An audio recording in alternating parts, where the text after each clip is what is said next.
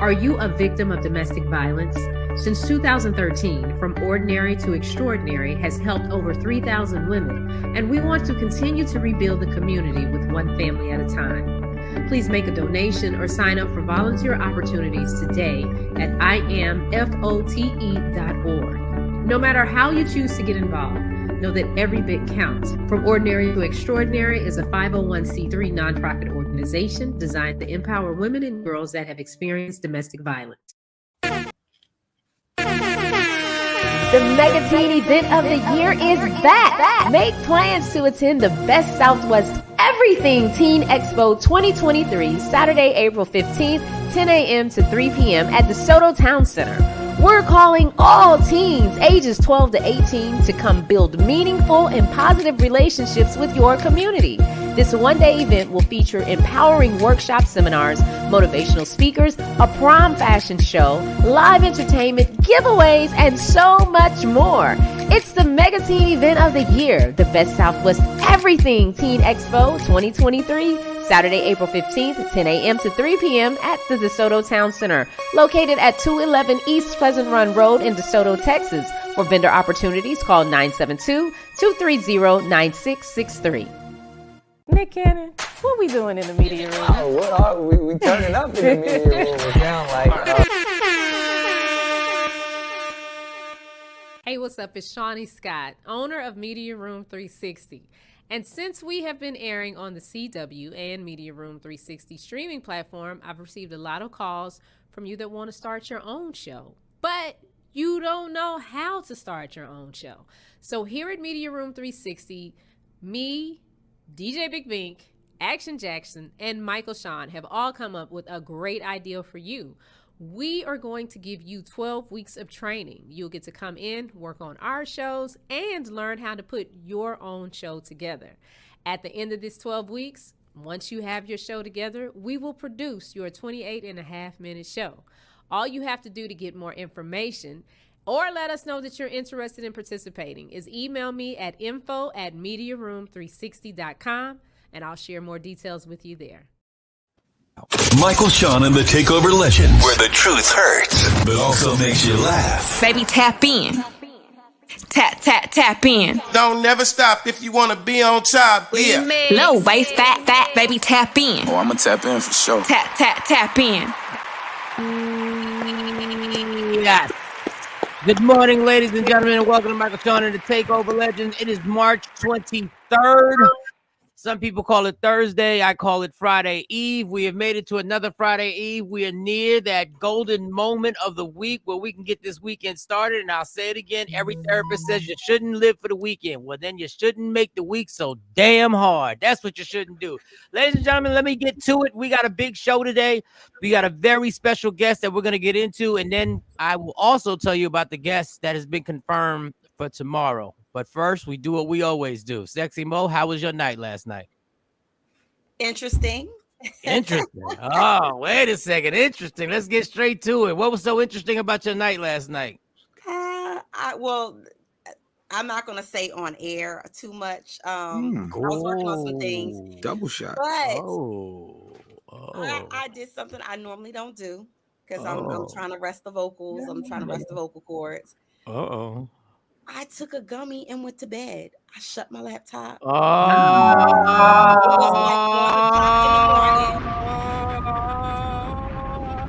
It was 1 o'clock in the morning, and I took a page out of my son's book. He puts on his sleep music at 9 o'clock. 9:03, he knocked out. Don't care what's going on in the world. He gets his sleep. So I said, I'm going to try this. Wait, he don't take a gummy. No, they do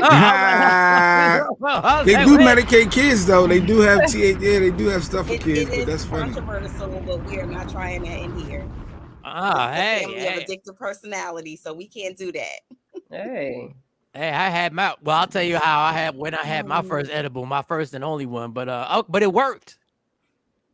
Because you got the glow. And she woke up with a, that's why I say she woke up with a great smile. Yeah, you got the glow. You got the glow today. But that's the secret to life right there. Take a gummy at night. Okay. And go to sleep. Allegedly. No, stop.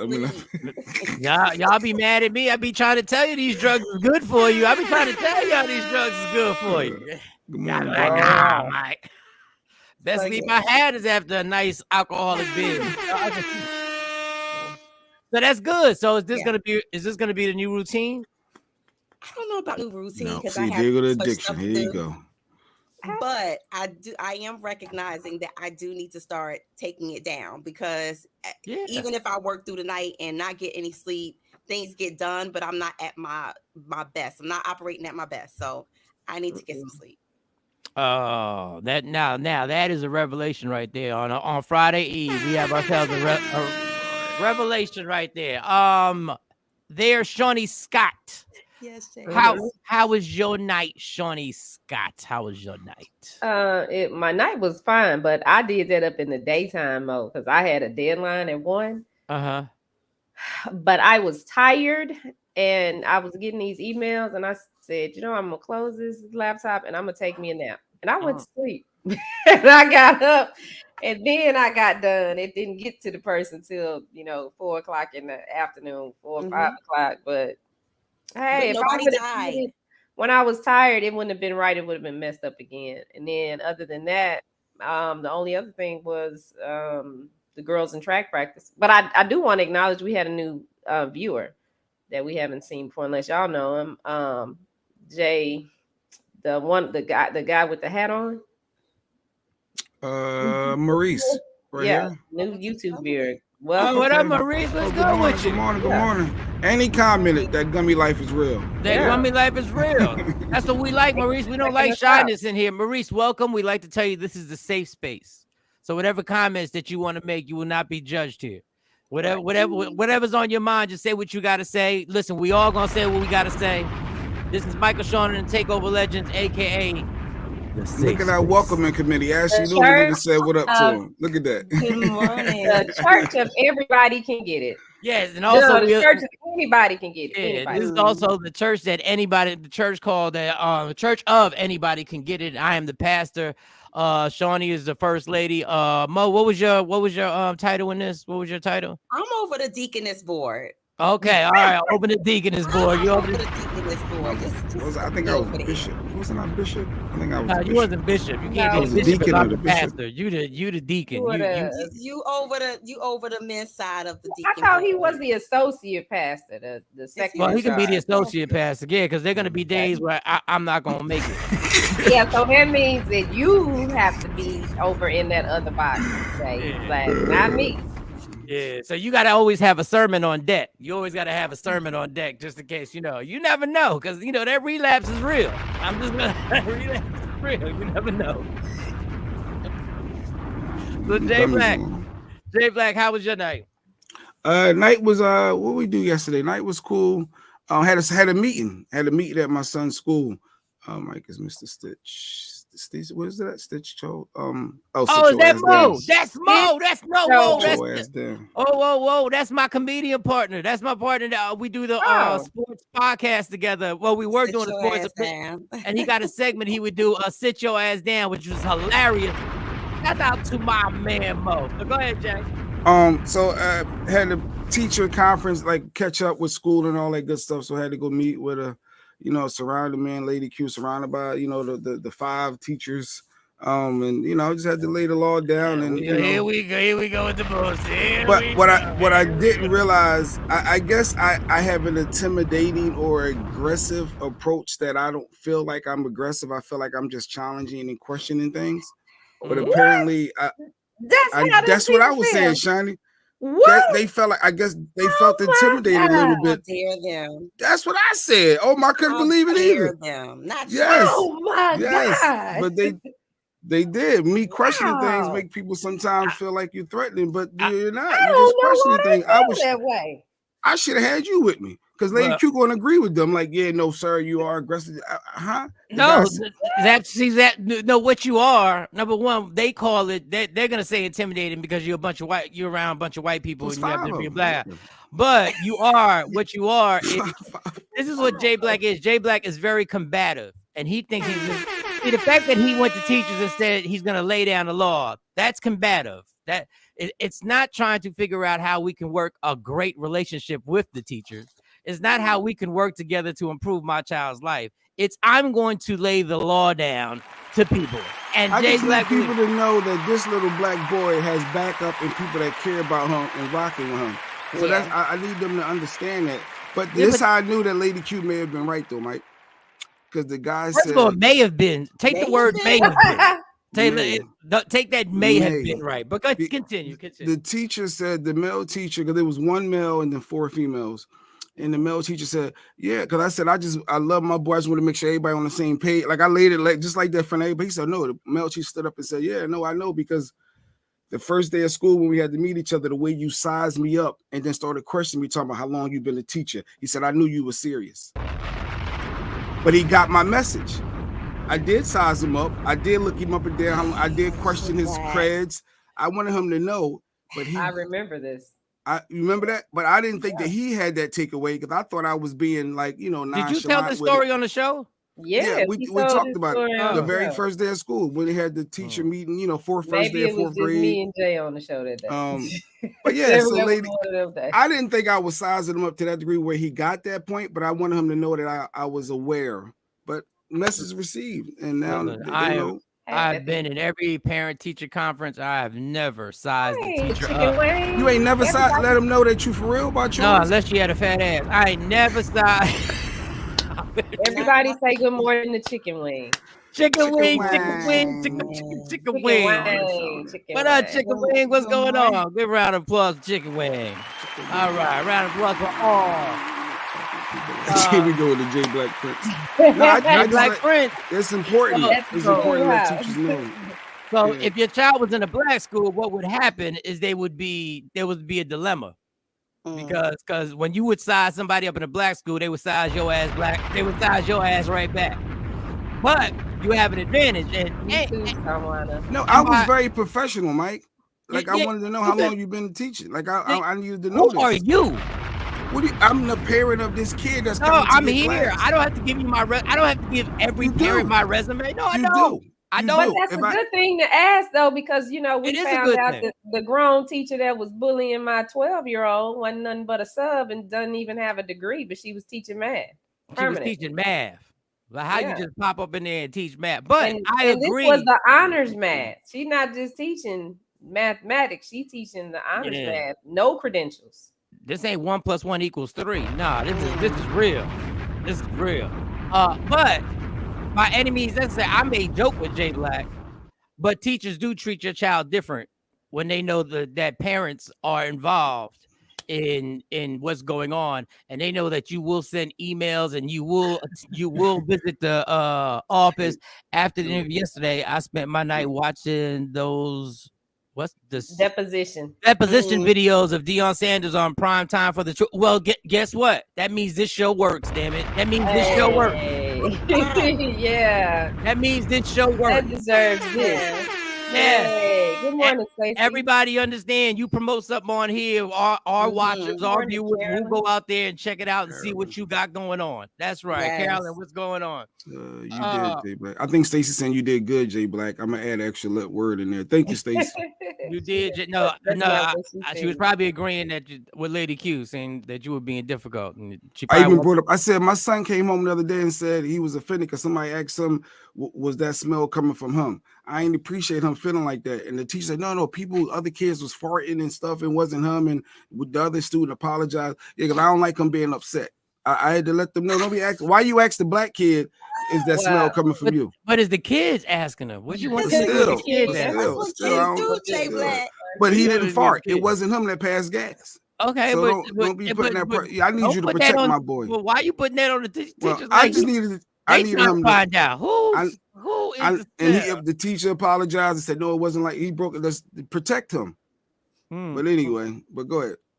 Don't get me hype about this because I need them to know. I'm not going to get you hype because I was there yesterday with homework and I had a whole meltdown situation too, Jay Black. Wait a second. Early in the show. It looks like we need this early in the show. I get it. We need it early in the show. Mo gets it. I wait a second. Because yesterday I was standing outside the car waiting for the teacher. She sent the teacher assistant down instead of her coming down because I had some things to say. Wait. What did you have to say? What things did you have? What Jay Blackness did you have going on? Well, when you have children with special needs and they have all of these different changes, you want to see behavior changes. So my son ripped up his homework yesterday out of frustration. Right. And so I said, listen, you should have identified that you was going to start sending homework home. Let me help him transition with that. And it was just a big fiasco. He had to give up his free time yesterday, which, you know, is a big deal to kids in school. And so today, a new day. But I don't think that's healthy. I would have challenged giving up his free time because I don't know if that's healthy for a kid to give up their free time. It's not healthy. So I would challenge that. You're not going to punish my child like that. No. But anyway. Yes. Jay don't even want his child punished if the child does something. You're not going to alienate them like that, and then now they feel less. No, we need to figure out another solution. But we're not going to go there because we can be there all day. You messing with me and my child, and no. Yeah, just be I understand. feel you, Jay Black. Yeah, just the lady Q did step in, sir. They can't have special, stuff just for him like that. Exactly. Thank you. I said, but they need to figure out a way to work together. But she's supposed to be on my side now. She's trying to calm me down, but no, I need them to understand. She can't be on your side because what you want is what you want for your child. You want to be wrong, and you want somebody not to call you out on it. That's what you want. You want somebody just to ride out with you. Well, they agreed to work things around and figure stuff out. So we good. I guess so. If you came up in there aggressive. Yeah, combative. Came in there, Terminator X. Terminator X. Let me tell you my boy come up here. But you know what? In all seriousness, I joke in all seriousness. If you ain't gonna be the Suge Knight for your kid, ain't nobody gonna be the Suge Knight for your kid. Yes. So you got to go in there and listen. I joke and I laugh, but I done had to turn up in offices myself and had to explain to people. I don't think you want this to get out when I was on the radio. I don't think you want this problem to be exposed in 60 different cities. I don't think you want this problem. And but you gotta do what you gotta do, and everybody has to. And a lot of kids. A lot of teachers, a lot of teachers, and this is true, and I'm gonna say a lot. I don't know, there's no statistics that I can go to. I can't Google this, but when they find out, catch me outside, POP, hold it down, mama, I love you. When teachers find out that the kid, they can say whatever they want to a child, or the parent is not gonna be active, they know they can get away with different shit. So, but when they see your face a few times and they see what's going on and they see you actually have the ability to communicate and express yourself properly, and they realize it's not a game, and they realize that you have the capability of bringing lawyers into the system, and white schools don't like the lawyer thing. I don't like the angry black woman either. No, I don't like it. What I tell people at my kids school, I said, I can make us all famous. Y'all want to be famous? I'll make us all famous. And I done had people call up there from media outlets asking about whatever the situation was. So I said, we can all be on TV. What y'all want to do? All right, Chappie said, why we gotta get this started? Jay, with the way that you've raised your kid, what age do you think the results of your methods will be? What do you think the results of your methods will be to see if it works or not? During high school, that senior year? Because if you think about it, my daughter, now she's pregnant. Well, my other daughter, she's on her own. They all working out. Now this one she just got a voucher. She's getting a crib. She got a job. They good. They said credit is right. Jay. Oh, I'm sitting. Let him stunt. Let him flex. No, I'm not flexing. I'm just thinking out loud because you want to set your kids up and be ready. They need their credit right. We don't need to know all of that. Oh, Mom, I'm just thinking out loud. You act like he gave the last four numbers of the social. Last four, 1, 2, 3, 4. They buying houses. She got her voucher. That ain't everybody's business. It don't matter. Why not though? Why not educate kids to get a voucher? If why not? I'm not saying don't educate them to get it, but I'm just saying the whole world don't have to know. It's gonna be a good show. I have my philosophy and way of thinking. You guys have y'all, and that's what this world is. To each his own. Yeah. That's what I'm talking about. Let y'all get into this. My method work though, Tashami. I know Tashami always got jokes. Let them get into this shit today. I'm gonna sit back and watch today. I already see that music gonna be playing the whole show. This music gonna be playing. I can already tell this music gonna be playing the whole damn show. Oh, I love it with my 3 squares. You know my brain. fire. Now, Lady Q gonna come in and look at me. Oh, wait a second. For those who just joined the show. Oh yeah, Sierra. Yeah, I'm sorry. Go ahead. Lady Q is Jay Black's wife, and Lady Q is not shy to voice her opinion and will bust in that room at any moment. So don't be fearful, don't be worried, but at any moment she will bust in that room and tell Jay Black what she feels. And Lady Q, you'll see it. We call it the Q comment, brought to you by WokeUpInspired.com, which is a merchandise website that you can go to. What are you gonna say, Shawnee? James, I gotta get back with James. His daughter wanted to be business of the week, so I'll get back with you. Nice. Because she has a bakery. I hit it by mistake. You said a bakery? Nice. Well, my night was boring compared to everybody else. Damn, like you asked. Mike worked last night. Mike got off work and then he had to come to work again. I forgot about that. I did make you work. Yeah, she had to take me back to radio days, and we was writing scripts for commercials, and it made my brain hurt a little bit. I don't do much. What? No, Kathy said some people don't like to hear the word support because the hardworking taxpayers dime. But why, if you're a little girl going out to live on your own, why? Why not? Why not? That's what some systems are there in place to help those. If you can nab one, nab it. Right. I mean, if I'm 19, got a great credit score, and now I'm going to live on my own, expecting my first child, why not get that boost? Absolutely. It's there. The game changer. Look, we pay taxes for it. We all pay tax. Jay Black. If you work, you pay taxes. We pay taxes for this. So this system that some people complain about, that people using the system. Well, that's what the system was built for. Well, people who have jobs, who use the system do have jobs. So they are paying taxes. This is just one of the kickbacks and the benefits of. So I don't see nothing wrong with it. I don't see nothing wrong with it when billionaires use their system. Billionaires are using their system. Trump taught us all, right? Taught us all. Donald Trump was like, then change the tax laws. Then if you don't want us to do it, then change it. They there for a reason. Them loopholes are there for a reason.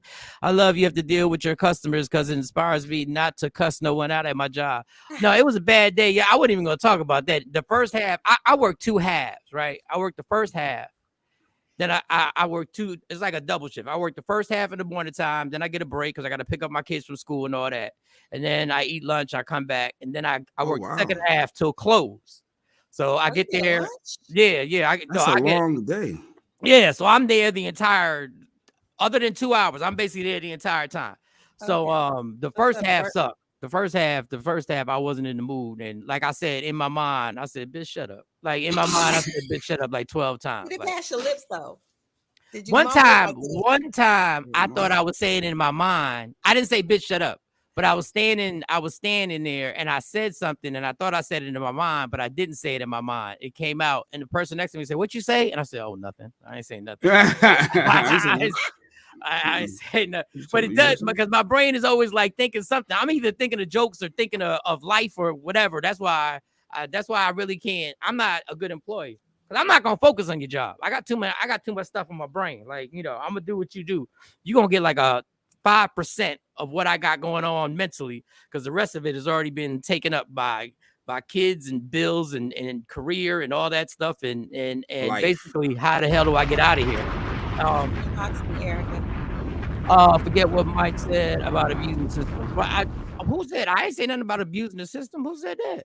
I ain't say nothing about that. Don't make me play this music. I'm good right now. I'm letting the other 3 squares do what they do. Listen, my thing was subtle. So I realized I was 52 last night. Because you realize when you just realized? No, this is what I realized. Because like I said, I don't feel it. And I don't like I'm still, I feel the same way as I felt literally when I was in like 31 years old. And thank God. But there was a one buffalo wing that was sitting. They had ordered food and I didn't eat any of the wings because I know this is when you're 52. At a certain time, there's certain things that you can't eat. There's a certain times that you can't eat certain things. Yeah, after 9, 10 o'clock, you shouldn't be eating no. Yeah. No Go ahead. greasy, fat ass buffalo chicken wing. I mean, no Chinese food. I mean, no fat, Chinese food. No Chinese food. No barbecue spare. But it was one fat chicken, just one fat greasy one. Those are the best ones, and it had sauce on it. And it was just sitting there, and I see it had been left alone. So I came down because I forgot my charger. And I came down and I saw it and I said, nah. It's too late to be messing with that fat, greasy chicken wing. There's no way I'm going to eat. I don't know what time. It might be 11 something at night or whatever. And when I went upstairs and I laid down, I couldn't stop thinking about this greasy, fat, chunky chicken wing. And I was like, and it was bulky. It was the one chicken wing that I was gonna have to take a napkin with me and have a plate the whole night. It was one of them things. I was like, so I said, leave it alone, Mike. Leave it alone. You gotta wake up early. You don't need no problems. And then I sleep with this thermos next to me because I need to be hydrated, right? And I don't think I put enough. I drank it. I didn't. What did you drink? Did you have water or Sunkist? No, my Diet Sunkist. Diet Sunkist is my crack. That is my crack. Y'all ain't never had Diet Sunkist. Diet Sunkist is you need so water. Diet Sunkist is so good. I don't even drink the regular Sunkist. Like I had regular Sunkist and I ain't even like it. I said I need the Diet Sunkist. Okay. So I went back down. Now I'm sleepy now, and I went back down to fill my thermos, my little Dunkin' Donuts thermos up. Shout out to Dunkin' Donuts. One day you gonna actually sponsor this show. And I went downstairs and I forgot about the chicken wing. But when I got down there, I saw it, and I said, "Fuck." I said it's like me passing. Like I can pass a drink by once, but passing a drink by 2 times. You want me to pass that double shot of vodka 2 times? And I fell for it. And I warmed that bad boy up. And I was sitting in front of that microwave, catching all that radiation. I felt that euphoria. I had a euphoria that I couldn't wait. And I said, boy, listen here. Let me tell you something. I was so ghetto that when it warmed up, I got a piece of bread. Oh, that's even worse. Bread is worse, just as bad. Oh my God. Bread and the big greasy fat chicken wing. Big greasy fat I wanted to show you the mix up. I wanted to show you because I want to grab it. There are these cookies. There are these cookies that we have here. There are these cookies, and they're the vanilla wafer cookies. I don't know if y'all know what I'm talking about. They got the cream in the middle and the vanilla wafers. Yeah. They're sugar cookies. Yeah. Those are another one of my crack fiend addictions. And while the chicken wing was warming up, I decided I said, you know what? I'm gonna grab this bread and I'm gonna grab me like 3 cookies. At this point, why not? I'll make it up tomorrow. I go a little less tomorrow. You start justifying, right? And I put them in my plate and I took them to my room, and I didn't want to touch nothing because you ever start nipping and snacking while you on your way to your room. By the time you get there, you halfway through. And I said, nah, I'm gonna wait till I sit down.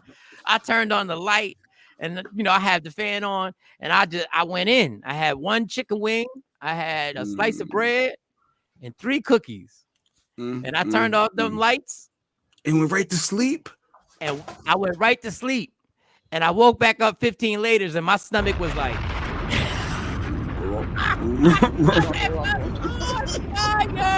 that's what Stacey just said. Your stomach don't hurt. That's a bad combination. My stomach was on fire. And I was so mad at myself. Not only I was mad at myself because of my stomach, I was mad at myself because my old ass can't eat stuff after a certain time. And I never thought I was going to be that person. That was my night. Good morning, Malia, on the check-in. I see Shelly, Shauna, Aristotle, Rob Bass, Brian Stafford. What up? I see the hearts and likes on Facebook. What up? All right, go ahead. All right, well, let's get to it.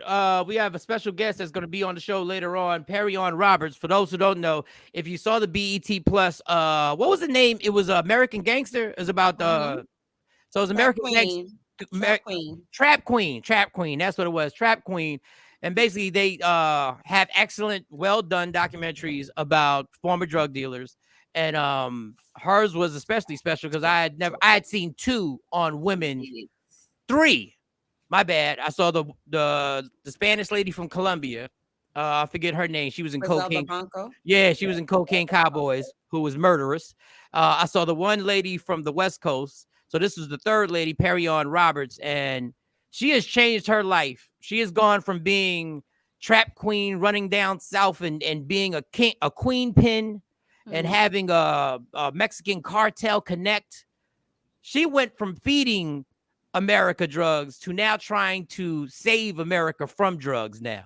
So she has an amazing story that she's about to drop, and she's got an idea that they're pushing to try and save these young people from the fentanyl epidemic that is going on throughout this country. Recently, 3 in Jersey, 3 young ladies overdosed on fentanyl in a Jersey mall in their car during the day, and it's sad. I've been to rehab a few times. And fentanyl is something that I had heard about. I had never been familiar until I got there. Yeah, I'm a veteran, VIP in the rehab. But I didn't know what the fentanyl was. And they started telling me. They started telling me the drugs that they were doing, they were scared now because when they went to go do them, they didn't know if somebody had put fentanyl in them. And I just don't understand why drug dealers would want to kill their customers. Like, I will never understand. Business, that wouldn't make sense. Like, we want you to get high. It's hit or miss. So a lot of them, they're not chemists, number one. So a lot of them, they don't know how little or how much it is in there. So yeah, I understand it, but I'm like, at a certain point when people started dying, you killing your customers, and you're like, well, maybe we should just chill with the fentanyl altogether. Maybe we should just stop putting it in there and just give them the regular stuff and just start getting. But hey, I ain't no damn drug dealer, so I have no idea.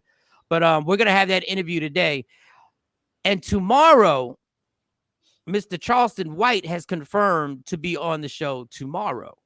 Now, if you don't know who Charleston White is, then I don't know where you've been, but he's a very controversial, I should say, social media influencer, or maybe I should call him a community activist. A community activist, and his thoughts are very controversial. A lot of people, and a lot of the thoughts that he has, a lot of people get mad because he puts it in your face on what we have been claiming and bragging about. And then when he puts it in your face, like, oh, since you've been claiming and bragging about this, why are you mad about that? But we'll have that. If you haven't seen the interview that I had with him on the CW33, you can always go to Media Room 360 TV. You can watch every show we do here. You can watch Shawnee Scott on air, her show on CW33, and the Big Bink's Break Room. You can watch everything on Media Room 360 TV. All right. Do y'all want to start? Where do y'all want to start? I don't know where do y'all want to start today, because we got rest in peace Kevin Samuels. We got a Kevin Samuels piece. We have comedian Corey Holcomb got a phone call from R. Kelly. Actually got a phone call on his show from R. Kelly. We can start with there. We don't have any footage, but Tekashi 6ix9ine finally got that ass beat down at a sauna, at one of them gyms, and they got video of that. It's up to y'all. We can do that. Where do y'all want to start? Y'all want to start with Kevin Samuel? Because Kevin Samuel can always make us play the music. Like, I know he can make the women start, and we'll have to play the music for the women. So used to. Shout out to Red Boy. He just sent me an email about the course. So I'll hit you up with some information. All right, Red Boy, you want to be part of the dream. All right, you want to be part of the dream. Clap it up. Go ahead. No.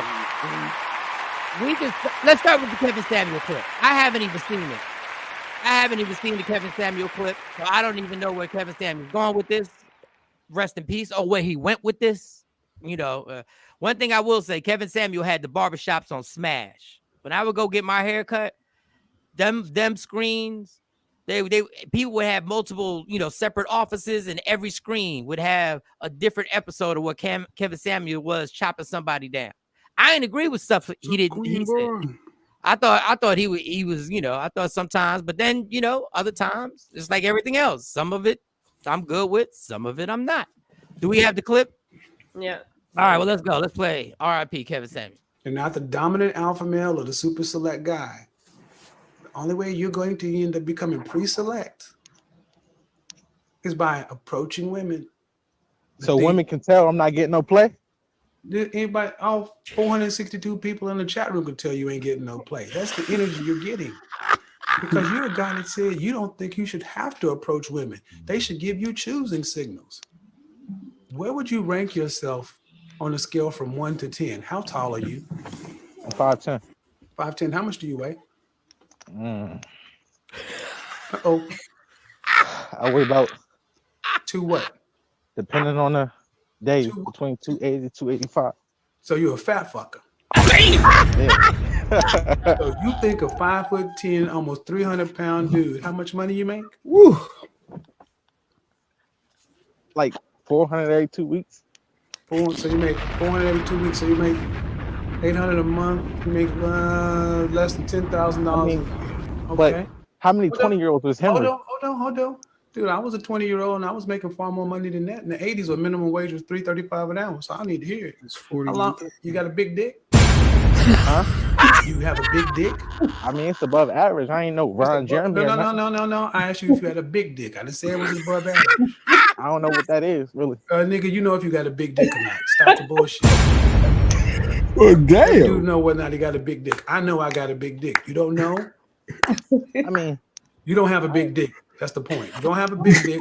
You don't have a big wallet. You're a fat dude. And you got a lot of nerve thinking you should get choosing signals at 5'10" and 300 pounds, making less than $1,000 a month at 20 years old. Women should approach you. What they get, they don't even get a big dick. He had to laugh.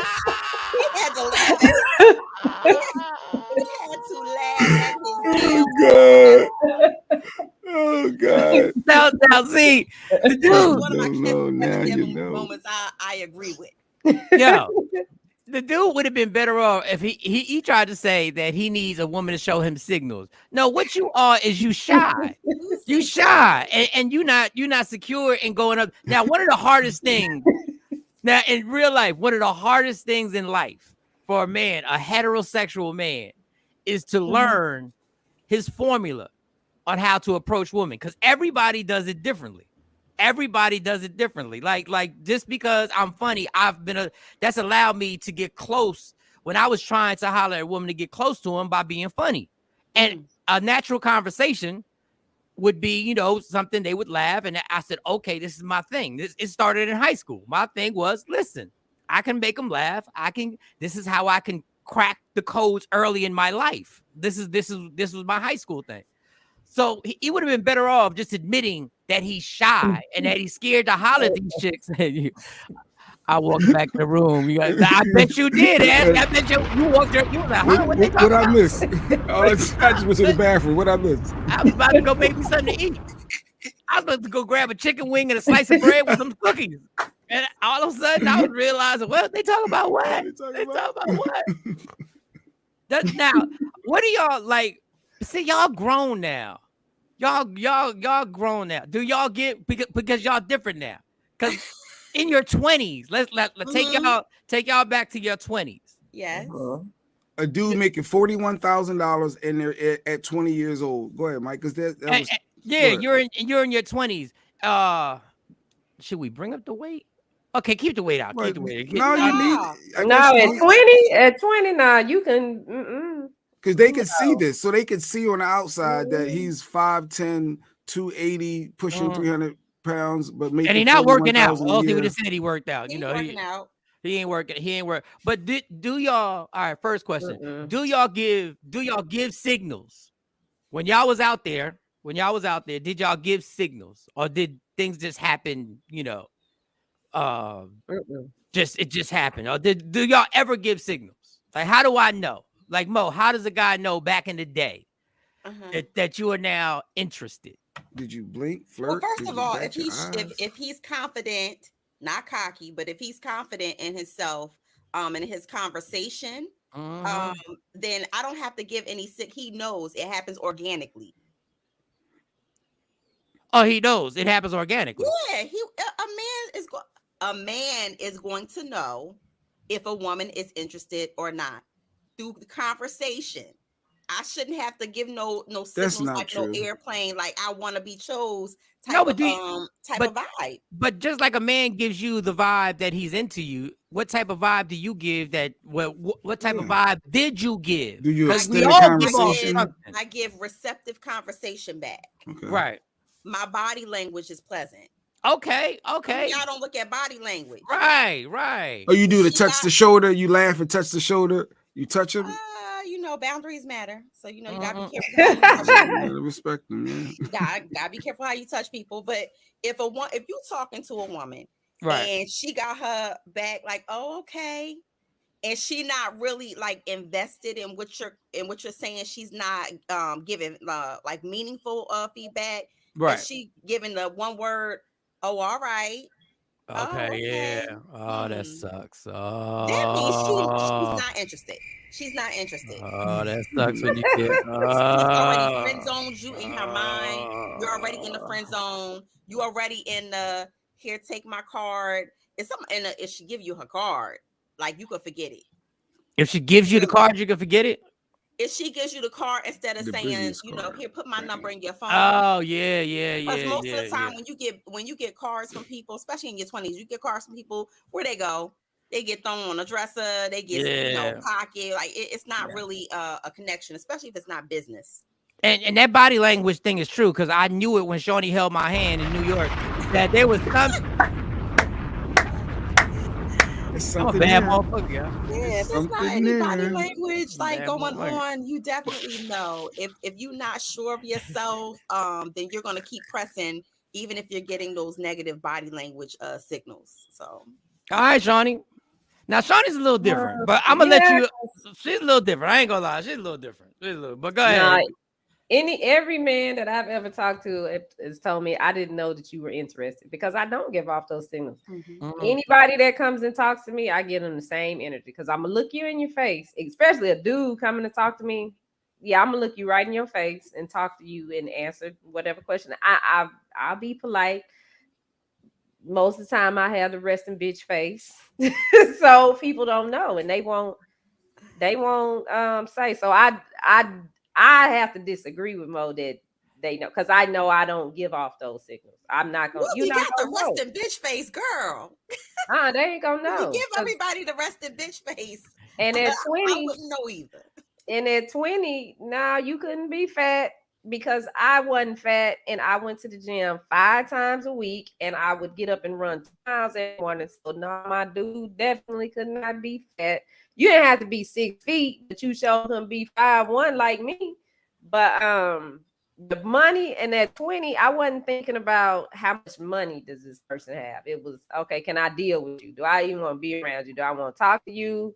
Do I even want you in my space? And if I could, have fun with the person, then okay, then they can hang around. But if not, yeah. I'm telling y'all what. The problem with y'all two is that y'all got the pretty girl syndrome, and y'all don't understand it. Let me finish. It's not disrespectful, but y'all don't understand hollering when it comes to hollering at a woman who is legit pretty. It's different when you holler at a 5 because it's late and the club about to close. You already know. Chances are you like, girl, you didn't just come with us. She's a 5. Mo, don't you make that face, because you done seen it happen.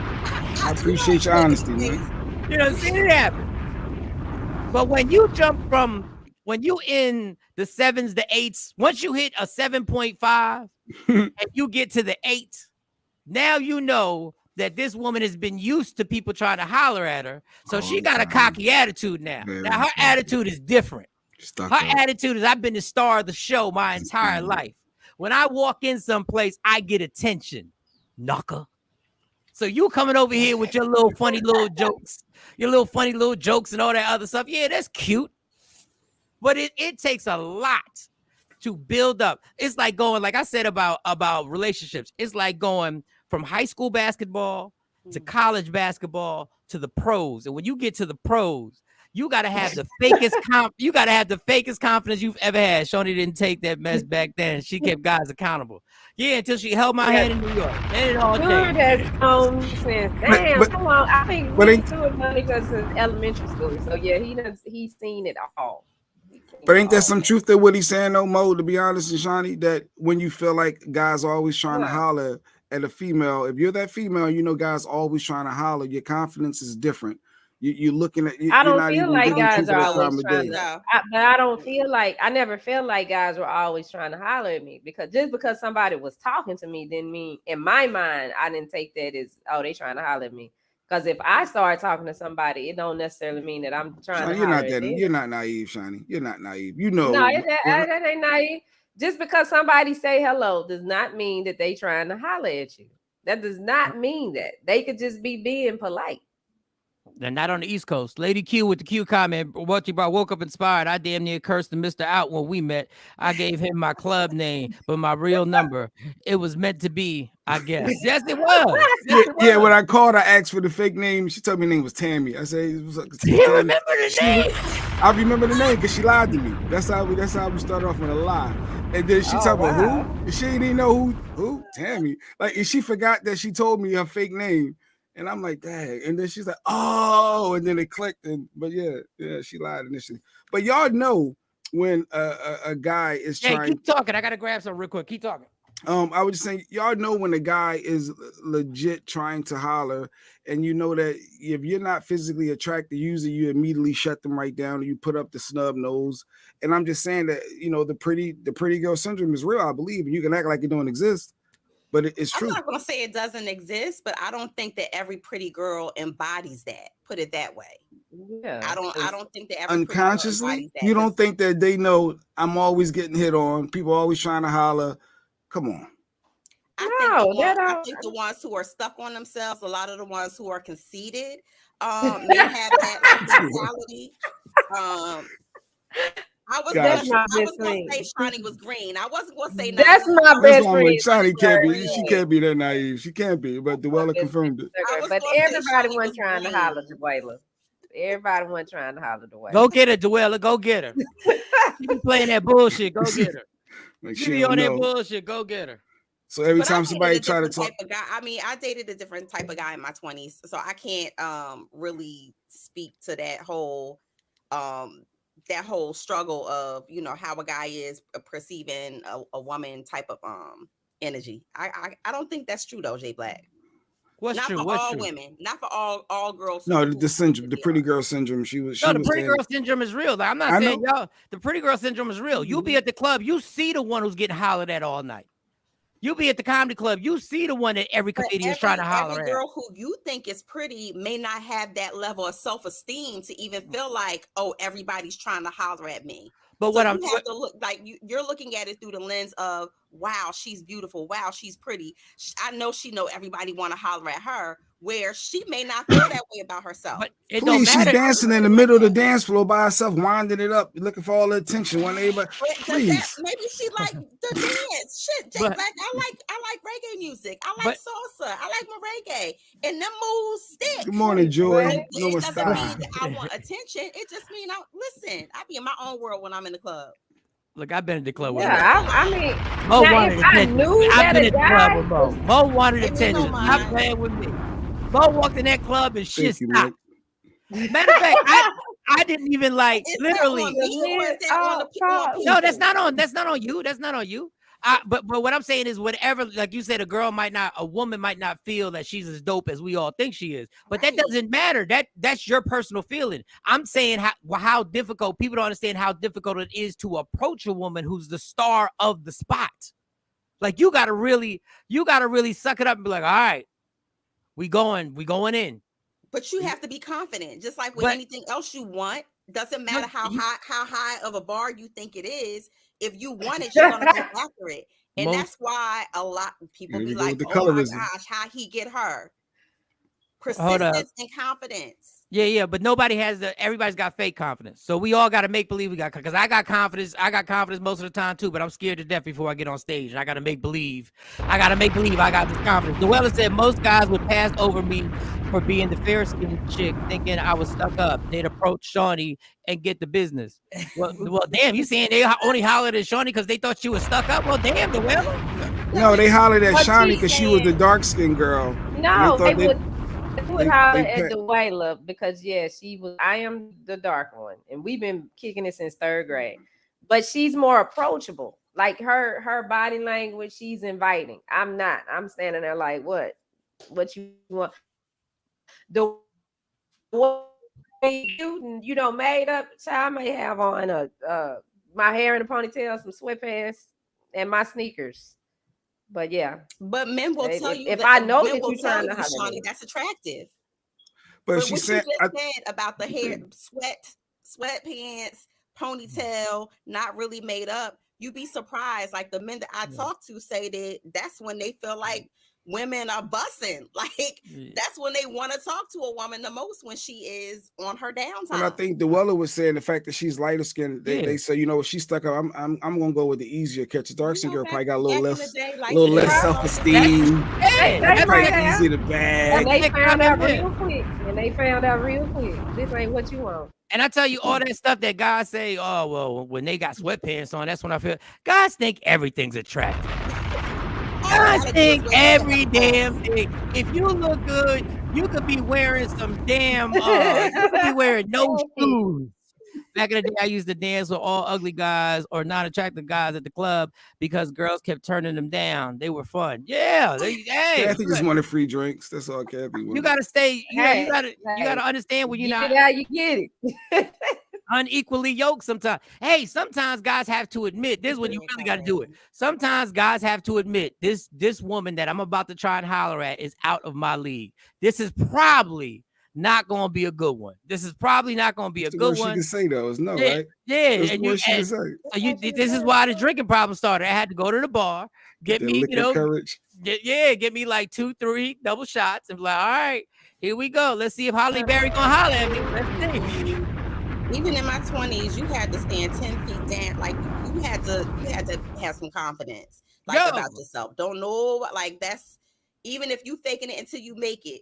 You had to have some level of confidence about yourself. Nobody wants to talk to a guy who does not have confidence. Like, so you don't want to talk. So you don't want to talk. So you don't want to talk to a shy guy. You know, Mike. So what happens is, if she thinks the guy's unattractive, now he's not confident. Now he's just cocky and no. It depends on what they believe. Between cocky and confidence. But this is why nice guys finish last, because a nice guy might be shy and keep to himself, and he'll be trying, and that's the one that'll get overlooked and turn into Bill Gates. That'll be Jay-Z. Let's be clear. Jay-Z has confidence. I'm saying the look. Aesthetically. Aesthetically. I'm not. The confidence obviously is on a trillion. Like obviously his confidence was on a trillion. Like can't nobody touch Jay-Z and 50 Cent's confidence. Their confidence is somewhere like beyond what I wish. If I could have like 3 wishes, one of those wishes would be Jay-Z and 50 Cent's confidence. What was that last comment that was there? What was the last comment?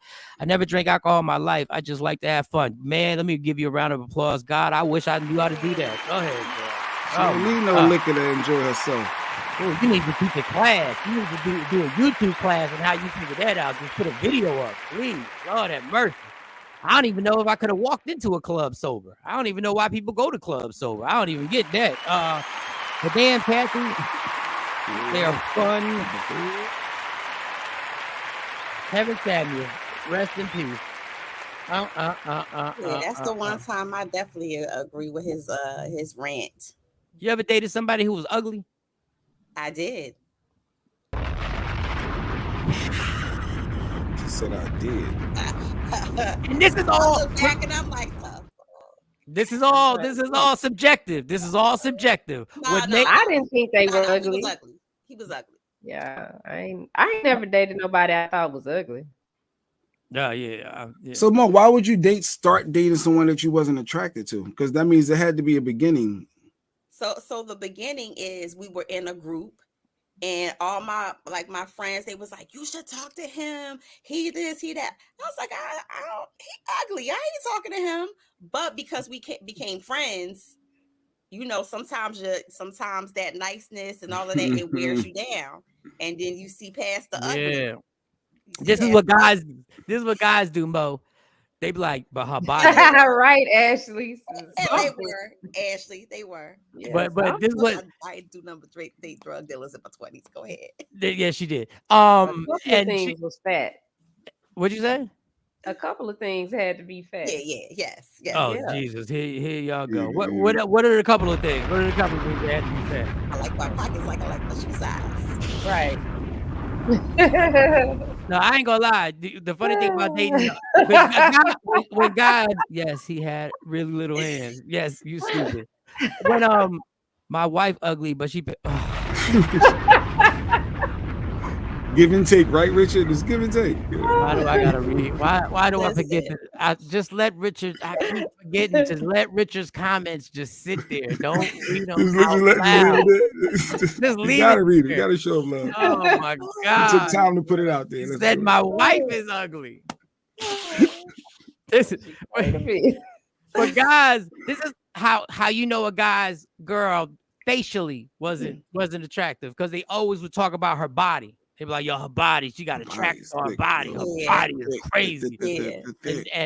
And to me, I need a pretty face, but I did back in the day, I did date a chick that, you know, you're not supposed to say a person's ugly, but in my opinion, the person was ugly. And the crazy thing is when the ugly person breaks up with you and you're like, bitch, wait, what? They broke up with you. You're not about to break up with me. You see me? But you know we unequally yoked, and I'm the higher one. I'm the higher power. What do you mean this ain't gonna work out? If you don't bring your little mud duck ass back over here, look at you. Look at me and look at you. What you doing? What you doing? For women, it's when the ugly dude cheat on you. Because then you be Exactly. like, audacity. Fucking audacity. Because you know why? When the ugly dude holler at somebody who's pretty, his confidence, remember you said you talked about confidence, his confidence elevates and goes, you know what, I'm smashing. You know what? I need to be in these streets, damn it. I need to be back in these streets. That's why women don't need to give no ugly dude no grace. Oh, that's horrible, Rich. Oh, wrong, but thanks for the laugh. We know you lying. Nah, don't, please. I hope your wife must not watch this show. Jeez, There are women who pay all of the bills. I don't believe he's married. Shame on them, but I don't think Richard married. What you mean shame on him? What shame on them? All kind of stuff. What you mean shame on them if they pay all the bills? What you mean? I paid all the bills. Why ain't shame on me? Yeah, no, you the head. I'm good. I wish I would. Double standard. You hear it coming. You see it? Hey, let me tell you something. What you want? We live in a double standard world. Shoot, I'm just riding out by the rules y'all set. If there's reincarnation and I come back and I can still understand what my past life was about, man, I'd be just like a woman when it comes to having qualifications. I'd be looking for a chick who's educated, I'm like, what do you plan to do with your life? But I have my own bag. I'm educated. And that's the one I want. So it's not that I have to depend on anybody. I want somebody with their own bag. Craig's money. Does an ugly woman know she's ugly? Because I usually don't. Even the ugly girls, they like. I'm just curious. It's such a 2023 conversation. It depends on how they was raised. If your daddy always told you was pretty, can't nobody tell you any different. I think everybody has an ugly moment. Everybody has an attractive moment, and everybody has an ugly moment when they're not their best. What do you mean everybody has an ugly moment? But a moment is just like 15 minutes of waking up and your face is your face. The hell you talking about? You know, you have your moments, you know, when you're not so hot. Yeah, that's in the morning time or something when you're around the house. But yeah, okay. Oh, what was the last comment? Don Page. I dated this ugly woman. The more time I spent with her, the better. And she started to look. Now that's true. Now that's true. People can grow on you. Yeah. That's what happened to my ugly dude. I was like, that's what happened to my ugly dude. This we're not supposed to be talking like this. He knew his ass was ugly, so he. How did you do it though? I can't sit up and look at somebody I don't want to look at. Butterface. Sometimes when you turn the lights out and you squint real hard and you take your glasses off, sometimes it, we can't even get to that if you are not attractive. I can't. I ain't gonna be able to do it. It's like Tajami said a lot of times women think a dude's trying to holler, but it's only be self-entertainment for the dude. Well, I mean, sometimes I guess. Just to see if they got it still. No, I don't do that whole. I just want to see if I got it still. And a lot of women have the spirit of discernment, so I know if you playing with me. Like I don't do that. Don't play in my face now. Y'all in my 20s, I did. Your 20s, but you start saying in my 20s, guys. In your 20s, that's always that qualifications now. That is the version of women saying in college. It happened in college. Like, well, in my 20s, in my 20s, qualifications now. I did. Now I'm grown. I understand the way of the world, and I've matured. They had big knees. So Kathy said it didn't matter if they were ugly. Girl, listen. We can't even get to all of that. BDM, honey. BDM. All right. Well, Kathy retired. She got plenty of time. Go find you a big dick. You got plenty. You retired, mama. You retired. Go get it. You retired. Go get some retired big dick. Go make it happen, mama. Go. You deserve it. You done worked all your life. Catch you an ugly big whatever. I remember Rich Boy was cute. Ugly just cause throwing the D's on it was my Ashley. So you was groupied out a little bit. We know we love you, Ashley, but you were groupied out. You were groupied out a little bit. Rich know you just retired. You just retired, Kathy. Don't check your invite. Hold up, Richard. This is so inappropriate, Richard. You are not hollering at one of our viewers who is retired. Kathy's retired. She's sitting on money. She's good. Kathy got her pension. Richard gonna sit up there and try and smash out, watch People's Court with her or some crazy. Like, hey, look, here go Kathy. I did. She's checking her inbox. Wait, Rich is married. Rich is married. His wife is ugly. I don't think he's married. Don Page said she cooked and she treated me like a king. She smashed me so good my nose was open. Okay, well, listen, man. So when you ugly, you gotta compensate in other areas. So like let's put them rules out there. That it's true with Don Page just said. Oh yeah, well, what the late Kevin Samuel said, you got to be rich or well endowed, and there's got to be something else made for it. But Sexy Mo said in a segue, should we? Oh, we can get to it. We missed the top of the hour. We got our guest is here. Our guest is here. That's what I was getting to. Oh, my bad. Go ahead. Damn, women. I was getting to. I was about to get the segue. I was about to get the segue on. Sexy Mo claimed in her 20s, all she did was date drug dealers. But yeah, which was, I witnessed it. I was there. I ain't see the people. I just word on the street was. But we have a legendary woman who's much more than a former drug dealer. And what she's doing now with her life is absolutely amazing. The ideas that she's bringing are revolutionary. Like I said, she was somebody who fed America the drugs, and now she's trying to save America from drugs. You may have seen her on American Gangster's Trap Queen on BET Plus. We have the honor and pleasure of having why did I miss the name? I messed the name up. Miss Perrion. Perrion. I was about to say, Perrion Roberts. Perrion Roberts, ladies and gentlemen, everybody, let me get the applause. Where's the applause? Where's the applause? Where's the applause? Where's the applause? There we go. Sorry about that, Perrion. That's okay. I feel like I'm looking at a star because I watched the documentary, and I'm like, it's weird that to have you live on here because I watched it and I was you scared me. Like you scared me. Really?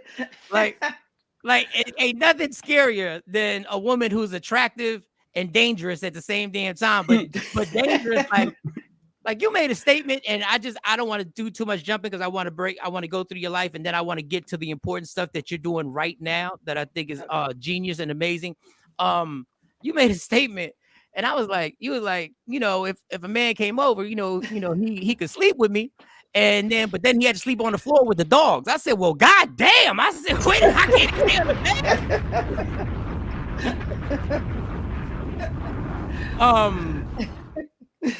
bed. We always say this when we see these documentaries. We always say, if this person, female or male, who's a drug dealer, who lived this life, this person would have been given an opportunity to go to college. They're geniuses. They're marketing and business geniuses. Now the reverse was with you. You actually had already proven academically how intelligent you really were when you went to what was it, Alabama A&M? Yes. You went to Alabama A&M. So at that point, you're in college. There's no way in the world I'm thinking to myself that you're gonna leave college and then become a queen pin. Like, who the fuck graduates to a queen pin? Like, who does it?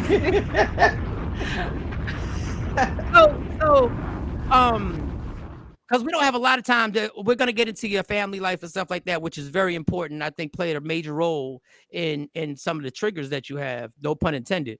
But none taken. How does the progression happen that you're in college, you're doing your thing, and give me the story on how you then jump into this game? Okay. Well, I was in school and my majors was computer science and mechanical engineering. So I had a double major. Damn. And what the fuck?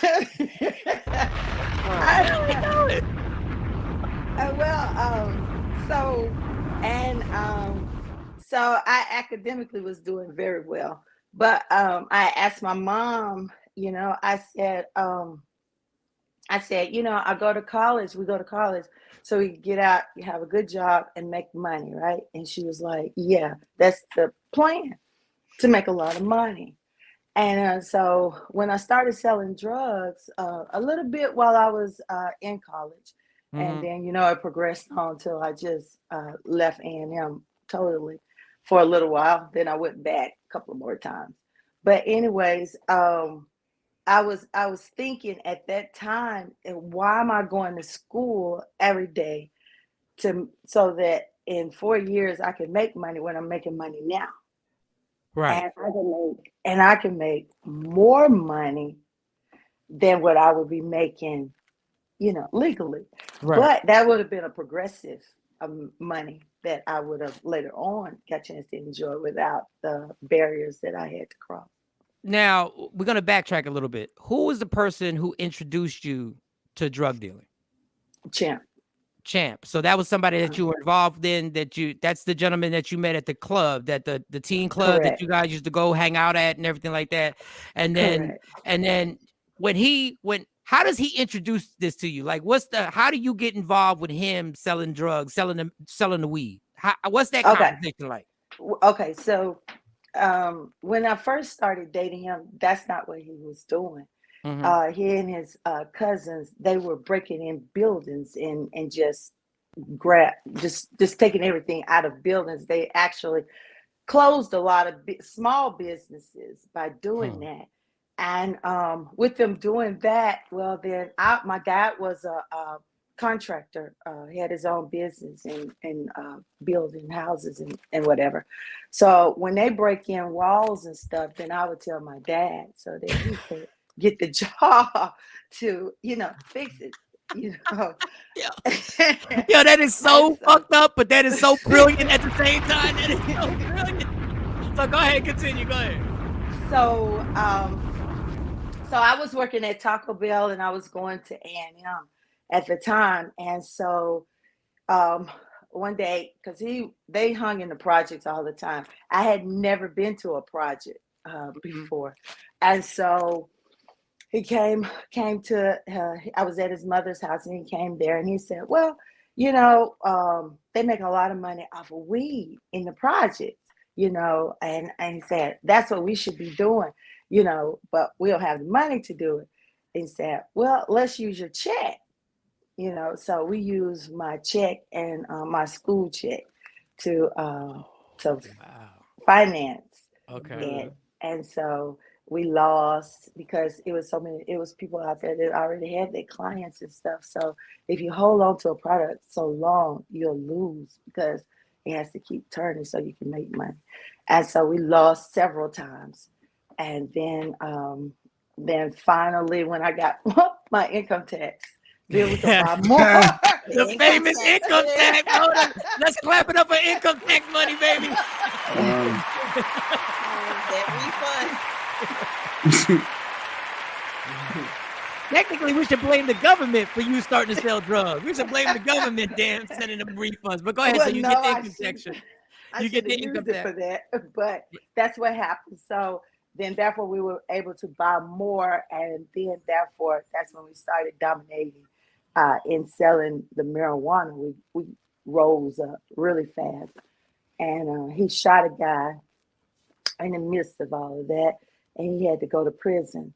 And so when he went to prison, that's when I came. Because see, I was not singing. Because I was just going to school and working. People that saw me, but they didn't see me. And so they didn't know that I was the one behind the scene of cutting the weed up, bagging it, weighing it up, and bagging it up. Mm-hmm. And so counting the money and making sure all the money is correct. And so when he went to prison, that's when I went out to try to collect our money. And then, a few of them paid, and a few of them thought they wasn't going to pay. And so. And you know what's funny? I would have been one of them people who got shot. Like you would have shot me because I'd be like, why am I going to pay? Like I understood the drug dealers thinking the people who were working for him that when he went to jail, like I'm going to go on my own. My thing was you got to have the courage, the boldness that you have is like on another level. So you went to this dudes and basically say, I'm collecting now. Yes, because it was my money. It was technically it was my money. Yeah. Right. And so he was just the front guy. So but technically it was my money anyways. And so yeah, I did because my dad was a street guy. Right. And so I guess I learned a lot from him and his ways or whatever. And so, yeah, you're going to pay me my money. That's just bottom line. But no disrespect, you're a female. You coming to a male saying, give me my bread. Like, you didn't have no muscle with you? Like, I mean, they really took you serious, I guess, initially? I had muscle with me. I had Smith & Wesson. Yeah. See, right. See, Jay, your ass would have got shot too. You would have got shot too. That's enough muscle. So somebody wound up not paying you, and you decided I'm gonna have to prove this point. You're gonna give me my money, and you shot the individual in the leg. Yeah, it was just like spontaneous. It was like he said, "I'm not paying you shit," and so I said, "Oh, yes, the hell you are," and he said he wasn't, and so that's when it just led up to that. Because at the time, I was not like a cursor, I'm coming from Catholic school and college and stuff, so I'm not big on arguing, so I don't argue, and I just reacted. A lot of people would be like, well, how do you just come out and shoot somebody? Like, where do you get that from? But then your history with your father kind of led me to believe that this was a learned thing where the reaction. So there was a story where your father was abusive, and you said it would happen. He would be abusive to your mother. And there was a time when you and your brother had enough of it. And you jumped on your father, and then take it from there. You jumped on your father, and then what happened? Well, when we jumped on him, and I think he was shocked. And so his instinct was when somebody attacked him, he pulled his gun and he shoot. And that's what he did when he slung us down, and when he slung us down, he went in his pocket. We knew what he was going to do, so we ran out the house, and we had these huge pine trees at our house, and so me and my brother, we went and hid up under the tree, and he came out the house shooting, but he didn't see us because it was dark. And so after he left, we ran down the street, and the neighbors walked us back to the house.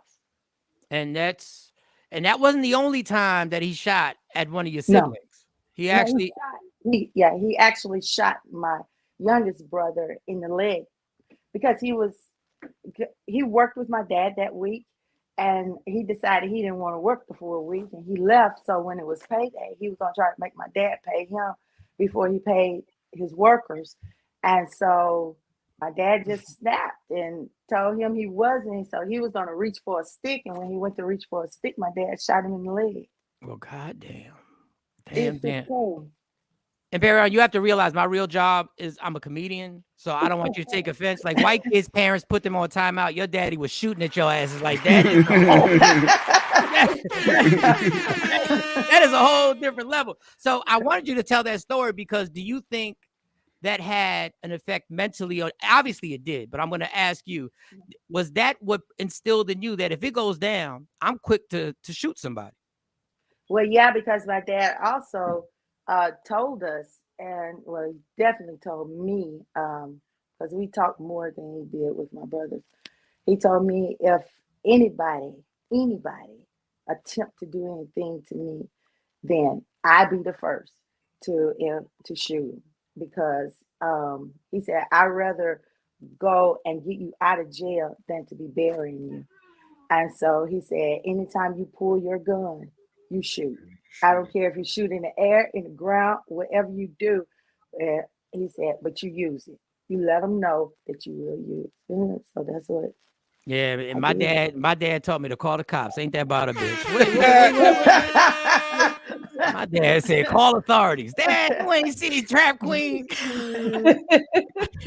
But with that being said, then you made a comment. I saw your interview with Vlad on Vlad TV. Shout out to Vlad. And I saw your interview, and there was something when I realized that when you make, some people have a concept of money, and then some people have a concept of money. And you said, you made a comment where we weren't really making a lot of money. It was like a few $100,000. And I'm sitting there going in my mind, like a few $100,000, like I'm thinking I'm doing good. So when it transfers, when you then go from the weed and it jumps over into the cocaine, how does that transition happen? Who do you meet? Because I always want to know, where does everybody meet these people that got these situations going on? Who do you meet that puts you on to the cocaine, and how does that change your life when you start selling that? Okay, so we'll go back just a little bit to Champ.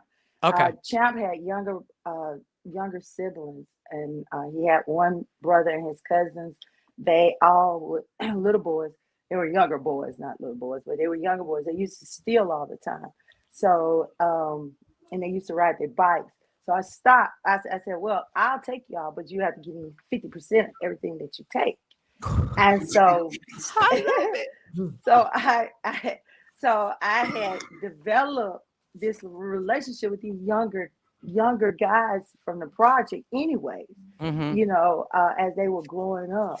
And so one of them, he the one that excelled into selling cocaine.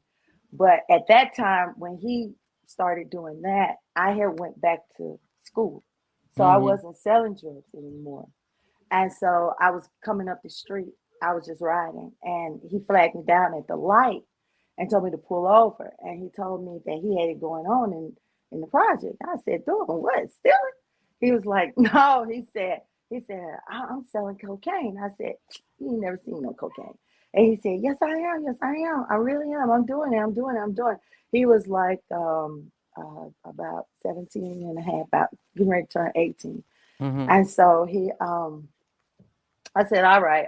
And he said, come out there. I'll show you. And I'll show you what to do. I said, all right. So I said, nah, I'm just stay in school and do the right thing, blah, blah, blah. Right. So one day my funds was low, getting low. So I said, you know what, let me go out here and see what he was talking about, you know? And so I went out there and he showed me. At that time, they was putting powder cocaine in bindles and put them in medicine bottles with rice to keep it from sweating and stuff. And so, you know, he showed me all of that.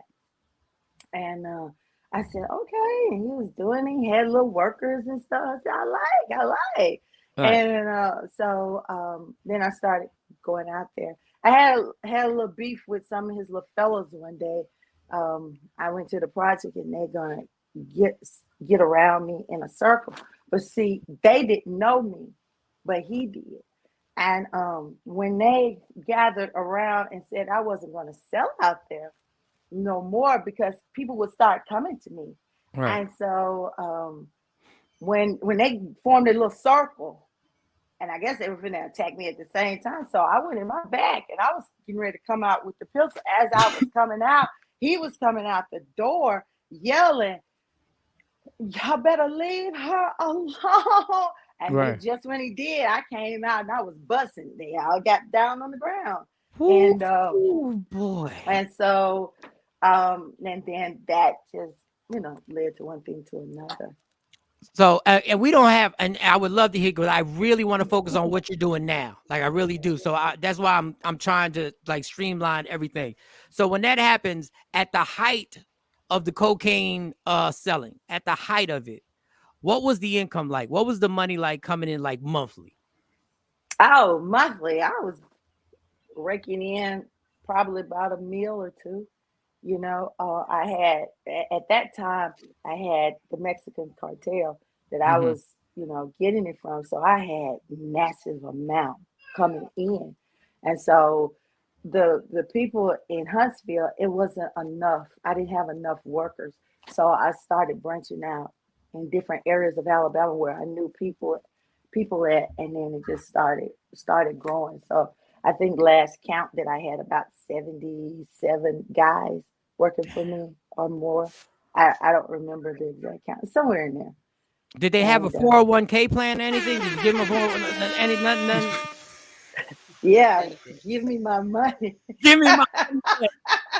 So did it ever turn into the crack deals? Did the cocaine turn into you selling crack? Oh, absolutely. Absolutely. I stopped selling powder probably 2, maybe 3 years in. And then I started learning how to rock it myself. And so I became a chef because I was the best cooker. Right. I was I could cook on the stove. I could cook in the microwave. I could cook on an open fire. And I could make it come back. And no matter what was on it, I could make it come back. And so anyways, after that, I taught them. I taught the guys that were closer to me, but really I wasn't trying to teach them to sell drugs. I basically was trying to teach them life skills and how to manage money and how to, because I had all my guys that worked with me, they had to give money to the homeless people when they see them. They couldn't give them as much as I could every day. And so, to teach them, that's it. Because when you do wrong, you got to follow it with some type of good. Even though you don't see it now, maybe down in the future you will see it. And a lot of them have, but a lot of them continue to do that and end up in prison for a long time. Now, Speaking of prison, go ahead, Jay. Go ahead. Speaking of prison, how did you? I'm sure the feds were watching you. How did you avoid? I'm sure you wasn't out in them streets making yourself accessible and selling yourself. How did you avoid? Was they ever watching you? Did you know that you were being watched? No. They probably were watching me if they could see me, because as I grew into the game, that you saw me less and less and less, and didn't nobody know where I was at no time, and I kept it like that. And people didn't know where my mother lived or my grandmother. They didn't even know anything about them because we lived on a whole total different side of town. And I grew up over there, and I never put my business out there. And so when I I got locked up one time for a very small amount of drugs. It was 0.1 gram, and I actually got 10 years for that. And but they gave me a Fed number, and they said, just in case you do enough where we can charge you with a federal case. So they gave me a federal number. Dang. But I never went to the feds because they never caught me with enough to send me to the feds. Now, how long did you say you had to spend in prison? 2 years. They offered me 99 years, and they ended up giving me 21 years, and I did 2 years. And how did you wind up only doing 2 years? I always wondered, how did you wind up only doing 2 years of that 22? Was it just on good behavior or something? She snitched. No, good. No, I didn't do that either. There's nobody snitch on when you at the top. Facts. You are the fish. You know what I'm saying? So no, I didn't do that. I pray a lot too. So, I know God intervened in that because I told the judge and the DA that God told me that I would only do 2 years, regardless of what they gave me. Wow. And but ultimately, I think me filing the lawsuits against the department while incarcerated and winning them is what made them turn me loose, because I literally had them by their balls to say or whatever, and I just didn't let go, and so they rather for me to be out at their hair in a way than to literally be in. But when I went to prison, they always get in Alabama. I don't know where anywhere else, but in Alabama, when you go to prison, about 2 weeks after you're there, they'll give you your parole setup. And so I went in March 04, and the parole board sent me my setup for March 06. So I made parole March 06. Now that you got caught, but you also beat a capital murder case. I did, and which is unheard of for most people, especially a Black woman going into a courtroom, but you were innocent. So but you know how many innocent people are in jail. So you must have some type of relationship with God for this to happen. What was it? What happened? Give us that story. And then I really want to get into everything you're doing now. Give us that story and how you beat that case. Well, because I wasn't in town, and the guys that did it, they had a beef with the guy. Well, backwards a little bit. Yeah, the guy used to sell for me. Right. He used to sell for me, and he tried to backdoor me, and so I cut him loose, and I cut him where he couldn't buy drugs from nobody, and nobody in the city was selling nothing, because I had the whole city. So anywhere you go, that's mine, And so he tried to backdoor me. Well, he did with some guys in Birmingham that I had introduced him to. He was with me, and so they gave him the product, and he decided he wasn't going to pay them. So they twisted it around and tried to say it was me because I had earlier a few months let him, quit fucking with him. And so when they came up here to do that, they had came by my apartment, but I didn't know that that's what they were getting ready to do. You know what I'm saying? I was getting ready to leave town. I had my daughter with me, and so I left, and that was early in the evening, about 6 o'clock or so. So that happened about 10 or 11 o'clock. I'm already out of town. I'm already about where I'm gonna be. And so they paid some guy trying to get Crime Stopping money. Lied, called Crime Stoppers and said that I did it, me and my guys, and blah, blah, blah. So they had arrested my guys, but they didn't have me. And so the deal was they would let them go if I would turn myself in. And so that's how that happened. So they let them go. So they were just arrested, but they wasn't charged either. So I had to go to trial. And when I went to trial, they couldn't prove their case because I wasn't there. And so even though they were trying to make it be, so my judge said the next day, he said that he went to the scene of the crime, and he said from where Miss Roberts was and where you said it happened, she couldn't have possibly seen it. And he said, but I know about 200 other people did, and I don't see nobody else in the courtroom being charged but her. And so he said, I don't, and asked the DA, asked my lawyer, did they have any more witnesses to put on anything? But actually the DA's witness had testified in my behalf. And so they didn't like that. But anyway, the judge said he didn't have a choice but to acquit me and dismiss the case. And do you know how abnormal that is for a judge to go above and beyond, to go to the area himself and to literally be like, I really want to know the truth? Because, we got correct. We got people going to jail, obviously, who probably are in similar situations. Like, I wasn't there. I wasn't even in town. And the judge normally doesn't give a fuck. And it's like, who cares? Hopefully you got the right attorney with you, because if you go to jail, you go to jail. Yeah, and you did. And you obviously did. I always ask this question at the height. I always ask this to drug dealers that I've met in my life and family, people who are doing long bids in jail right now, in prison right now. Was there ever a moment where you were just like, I got enough money to stop? And did you ever have that thought that I could stop right now? And why didn't you? Or did you ever even think about stopping? I thought about stopping. No, I never thought that, I had enough money, because I was helping so many families and so many people.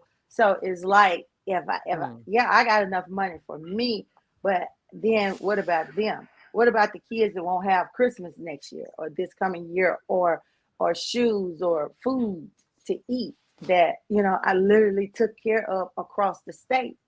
Damn. And so I was looking more at other people's well-being than my own. But when my grandmother passed away within 2 months, that's what broke me.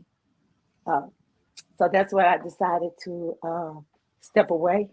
And I was tired. And I told the Lord, I said, I'm tired and I want a way out. So how do you have a way out when you are the way? And any other time, if you work for somebody, if you stop, you'll get killed or whatever. So I don't have those worries. I said, so Lord, what am I going to do? But I want to stop. I'm tired. And so he made it possible, in 2 weeks, I was captured. And so, but that ain't that's not the outcome. That's not what I was looking for. But I was always taught, my mother always taught me, be specific in what you ask the Lord for. And I was not specific. So so it was his way, and it turned out to be the best way. So. And Mike, she mentioned earlier, I caught something. She said she was in an apartment. You're making $2 million a month. How did you stay humble, not to be flashy? I assume that was part of your game, to be low key. Yeah, I had, the apartment was where my drugs lived. I didn't live there. Okay. Okay. Yeah. Dummy, you don't know nothing. Say black, she ain't live there. She paid the rent for the drugs. The drugs lived in that 1-bedroom apartment, dude. I had, I had trap cars and trap houses and everywhere. You can't be a successful drug dealer if you're staying planted in one spot anyway. So, so where I lived is where no one knew. And that's when I want to go and get some sleep or rest. But most of the time when I did that, I'll go get a hotel room and stay in there for about 2 or 3 days. And I didn't want nobody to know where I was. And I say young people, but adults do the same thing. Like, we watch these documentaries and we all start. Well, number one, the thing is, we start rooting for the drug dealer. Like, we start, even though we know American Trap Queens is on Gangster season 3 is on BET Plus right now. So if you want to go check it out, please do that and go check it out. So we always start we always start thinking it's so simple. We're like, we just wouldn't have done that. We just wouldn't have done this. We would have done all she had. I heard this on this show. All she had to do was not do this or not do that. When you hear people talk like that, what do you think? Well, see, everybody's decision is their own decision. And so, my decision wasn't based upon nothing nobody had taught me or what nobody or what they suggested, because most of the time, if somebody suggests something to me, I'm not going to do it that way, because that's not the right way for me. I'll listen, but that's not what I'm going to do. So, you make up your own mind and you make up your own decision in what you want to do and how you want to do. I chose to run an operation where people are making money so that they can take care of their families and teach them, because most of them dropped out of school, so they didn't even know how to count. And so basically I taught them math. I taught them economics, I taught them how to survive. And so, and they're doing it. Some of them got good jobs now. Some of them, got jobs. They went on and did things with their life. You know what I'm saying? Some of them didn't. But you can't save everybody. My mama always told me, if you can save one, you've done your job. So yes, you have. Yes, you have. And with that being said, you're trying to save people. That's what you're trying to do right now. Absolutely. So the fentanyl strips. Well, let's start with what you're doing. What is it that your passion is now, and that what organization and where are you putting all your love and your passion to right now? My passion now is to bring awareness to the fentanyl crisis, and also to lead by example. I'll mention this right quick. I received a pardon, also a full pardon. Oh, wow. In 2014. And that was for the drugs, the murder, everything. The state of Alabama gave me a pardon for it. So then I filed another lawsuit when I got out of prison to help ex-felons to be able to vote, or returning citizens to be able to vote. I won that in 2017. Amazing. Then just recently, in November, I received a expungement for the murder case, an expungement for the last drug case, and then he dismissed the 2 prior smaller drug cases. So all of my cases has been pardoned and expunged and dismissed. The same cases. Wow. Just in time served passing from enough time and the good that you're doing now. Is that why you believe? No. I believe that the law passed so that you can get expungements in Alabama, and I use the law to my advantage. And so because that's what they put them in place for. But they really put it in place just to say they have it. So I use it, so therefore other people that follow me that want to get an expungement, they'll know this one thing, that you can get an expungement for a murder case, where I'm the only person right now in the country that has an expungement for a murder case. And so, but that lets everyone else know, hey, I can do that. But there are steps, leading up to that. It's not that you can just go and get one. It's things that you have to do to put yourself in place for the blessing. So that's it. Damn. Oh, wow. Okay. All right.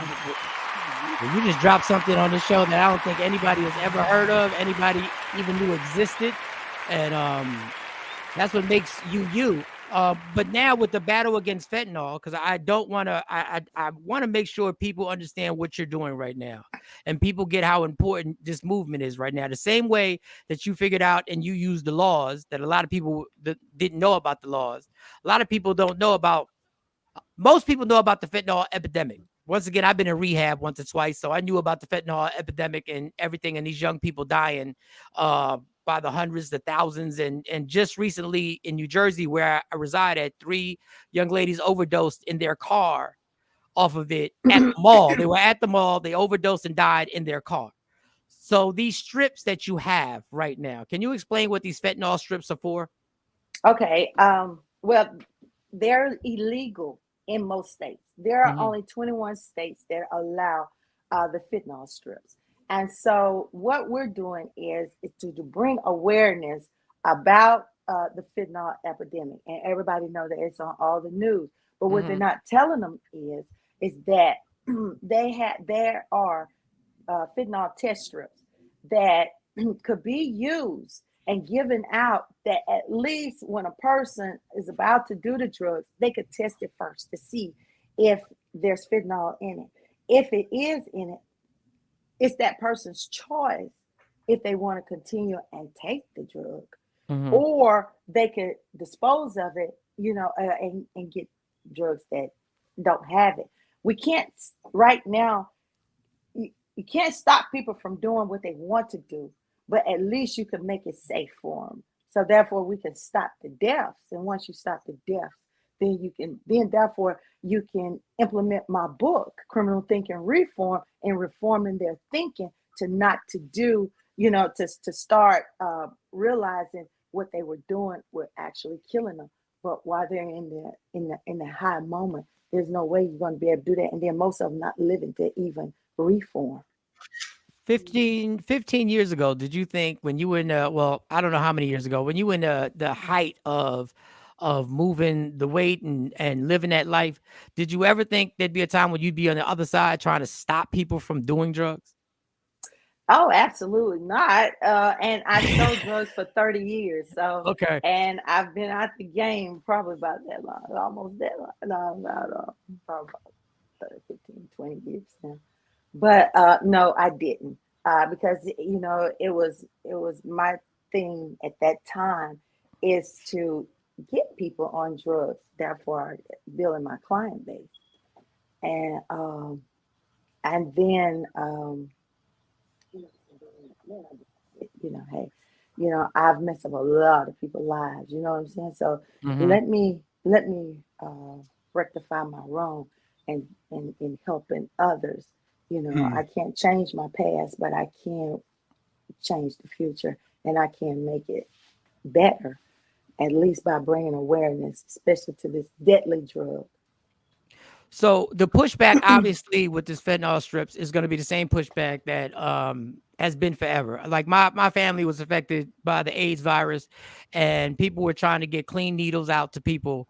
And in all the cities, they were like, well, now you're just helping them do drugs now. Now you're just lending a hand for them to do drugs. And it was infuriating because I'm like, listen, can we just save them? Like what you just said, can we just save them first and then see if we can get them off the drugs?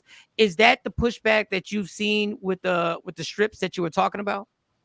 Well, absolutely, because lawmakers have made it where if you're in possession of it, if you get caught with it, then it's a Class C felony. So there you got another felony. So now you're going back to prison. So, and my thing is they want to put all these laws out and lock up everybody for being in possession of it and all of that. Well, okay, that's fine. But my thing is, when you locking up the ones that's selling it, you're locking up the ones that's using it. And so now you're going to fill the prisons back up with a bunch of users like you did with the crack cocaine. So how are you solving the problem? You're not. You're really creating a new problem. Because now you have them that's in the prisons that's doing it, and they're dying in the prisons. Right. Exactly. We've had several to die in the county jail, and our sheriff do not let nobody know that someone has died now from it in there because it's so many. Ladies, do you have anybody that ladies? Because I hate to dominate the whole interview like I normally do, but you did it right. Well, it's almost time to go now, so shoot. I mean, we can extend it. If you got something, we can extend it. I'll just be late for work. Go ahead. No, but I think it's great that you're doing this advocacy work. And clearly, even though you were a queen pin, you were still cognitive in what's going on in your community during that time. At any time, do you think that it affected your children? Because I know you mentioned your daughter at the time. What type of impact do you think that it had on your daughter?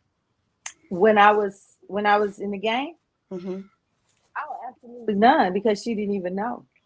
She didn't know until I went to prison the last time because they had gave me so much time. And I talked to her and I told her, what I had done. And but she was a straight A student and she graduated honor student.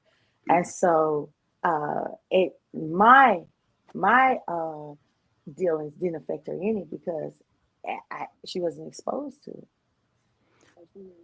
So what do you have, like, because you really was like your funds were low and this was a way to improve yourself. What advice would you have for somebody who's in that situation now? Let's say they're 18, 19 years old. They know people who can put them in the game. They struggling. They work at a fast food spot and they're going through everything. And the idea is in their mind and they keep running over it. and they're like, I can make this happen. What is your advice to that person? My advice to them is to continue to work your job, because fast money go fast. If you first, they need to learn money management. Once they learn money management, it doesn't matter what product that you're selling, or what product that you have. You just need to know how to be a good salesman. It doesn't matter, that you're working. I worked at fast food. Went to school, and worked at the school, all while selling drugs. I had 3 jobs, 4 jobs, I guess, and I modeled. So you multiple incomes is what make your money. Because people are. Yeah. Tell them. Let them know. So, you're not going to be able to sell drugs in this era and become no king or queen pin and last as long as I did. I lasted 30 years. That's not possible this day and time. You're doing good if you make it a year, maybe 2, without either getting killed or getting arrested and being gone forever, because they're giving 30 to life now. And, people need to realize when they're doing something, even with the gun violence, when you shoot somebody, are you ready for the consequences? If you can have the consequences of going to prison for the rest of your life for shooting and killing this person, then by all means. But you need to think about your own life, because when you take this one, you're losing yours at the same time. So I would advise these young people to stay in school. And if they're not in school, find them a trade, work your trade, and live your life and be happy. Stay in your age. Wow. I am curious, Mike. I got a question. So your book, the Criminal Thinking Reform Workbook, can you explain to us what this is and let the audience know how they can purchase it if they're interested? Oh, absolutely. This book is to change criminal thinking or a negative thinking error to responsible thinking. It's not just a workbook, it's also information. I talk a lot about mental health as people going in or in prison and when they're coming out. Also, I give information on where they can find help once they are released. And it's not even just for those once they are released, it's information for people that are on hard times or whatever, because I'm ambassador for United Way and their 211 number, and I have that information in the book too. So I'm really giving more information and also reforming the thinking and showing people how to manifest, and therefore, to start conditioning their mind to thinking more positive. And therefore, once you change a person's mindset, then a person can start to live a more effective life of being responsible. Well, the amazing thing with you is people always say, people will tell you anything, you can do anything, you could change, you could do this, you could do that, but they ain't never done the change. Like, and you yourself went from being a queen pin to an ambassador for the United Way. That in itself is a movie. If somebody wrote that movie, nobody would believe it. They'd be like, come on, what are we talking about here? There's no possible way. So your life in general is remarkable and inspiring. Letting people know where they're at today doesn't mean they're going to be in that same spot tomorrow. Mm-hmm. But it takes a lot of work, and it takes for us, for those that don't believe in God, that's, you have the right to not believe in God. Right. But it takes a lot of belief in a higher power that if you do what you do, but like you said, when you ask God for something, your ass better be specific on what you ask God for. Speaking of planning for tomorrow, real quick, did you stash any money in them offshore accounts? Did you set yourself up? You make it $1 to $2 million a month. You could blink twice. That did not. I thought just like that. I ain't know if she want to admit it or not. No. Okay.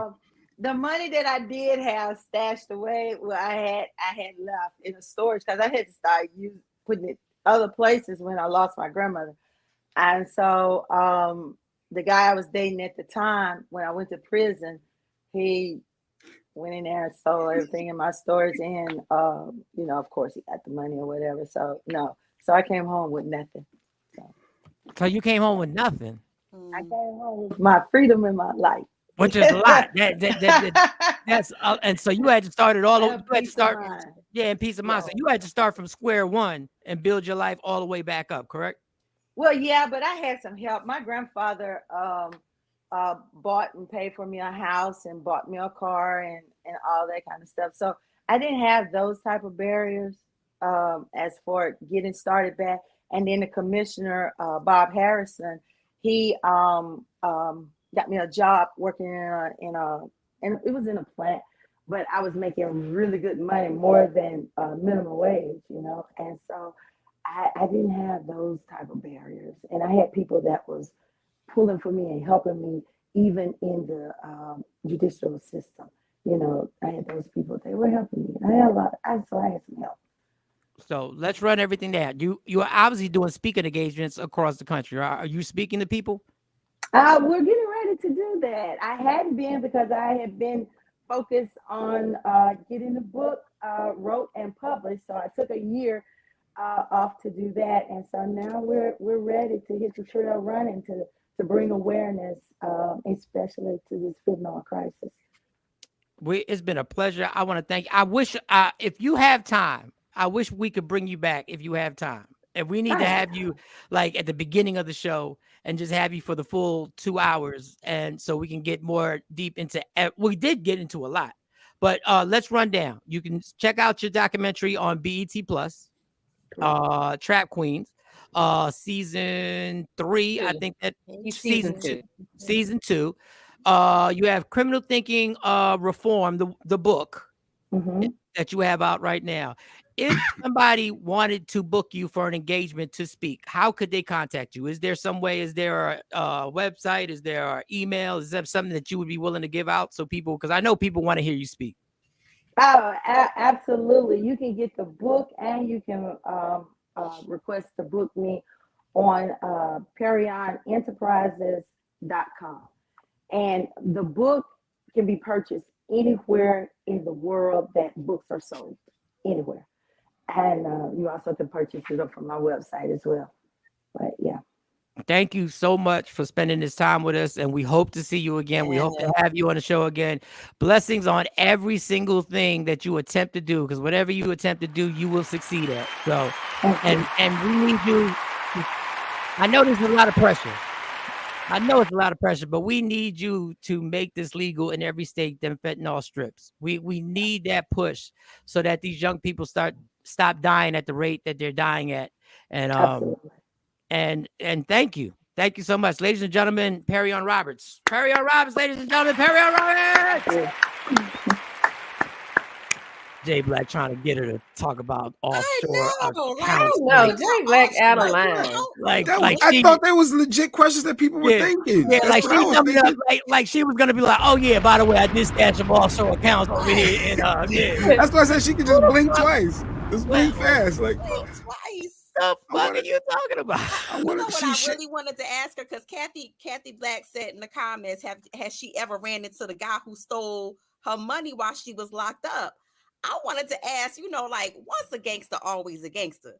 Like, do you revert back to sometimes, like, nigga, I will put a well, why did you let? Wait, her square still there? Can you bring her square back? Still there. If you ready right now, Perrion, this Perrion, you were right here. This is the bullshit I be dealing with. I said you don't want to add something. Listen. He be hogging up the interview. So, we us ladies, we sit back and we just, we play our position sometimes. But I wanted to ask, like, now that you're reformed and you're in a different space in your life now, do sometimes you revert back to your old ways? Like, yo, do you know I will put one in your leg if you keep messing with me? I have once.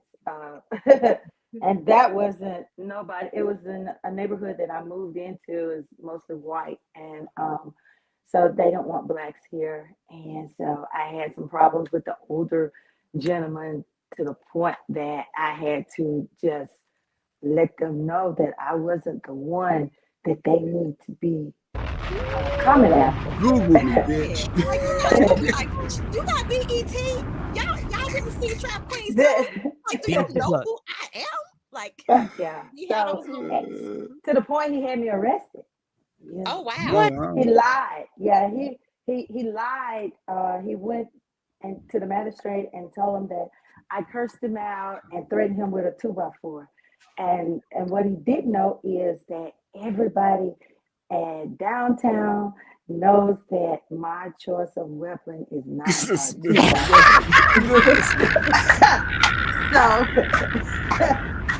wasn't her. She didn't do that. You had a gun. If you said Smith and Wesson, yeah, that'd be different.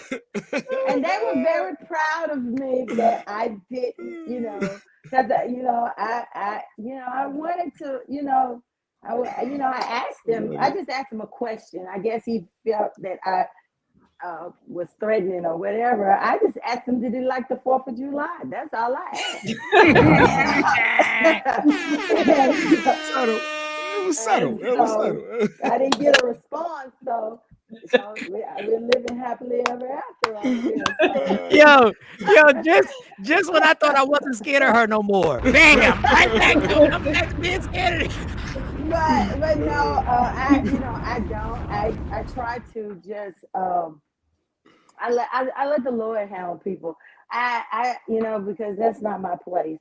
He's blessed me, and I've come too far to let somebody to trip me up, because I know trips and I know my triggers, and so I know that people would want to see me fall like that, because they know that in the past, yeah, you could do this, and I trigger, but I know how to handle my triggers now, and so no, I wouldn't resort to violence or anything anymore. I just feel like everybody else. You got your license to carry then, right?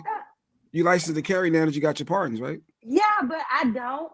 Oh, she got triggers, J Black. She got triggers. If there's one person who don't need to be carrying a gun out in this motherfucker, if there's one person. My security carries, and so that's just good enough for me. So because I choose not to say it. I got you. She in a different space now, J Black. She in a different space. This is the first time we ever brought a guest back. This is the first time we saw you on the square. We're like, well, bring her back. She's right there. She's right there. So you're here. We got to end the show. You might as well stay with us for the end of the show. Listen, y'all.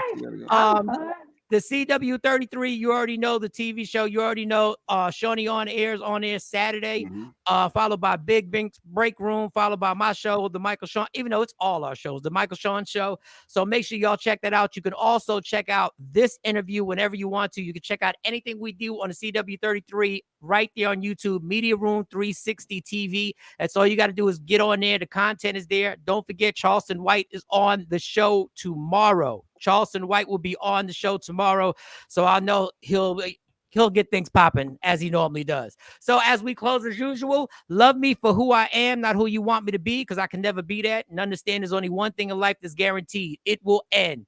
So enjoy every minute, every second. You fight for everything. You fight for parking spots. You fight for likes. You fight for views. Fight for your happiness and never let anybody take it from you. Michael Shawn, J Black, Sexy Mo, Shawnee Scott, and Perrion Roberts. Perrion. I'm sorry. All right. You got to do that over. Up her name. Do the end again. Well, she gonna shoot. Do the names again.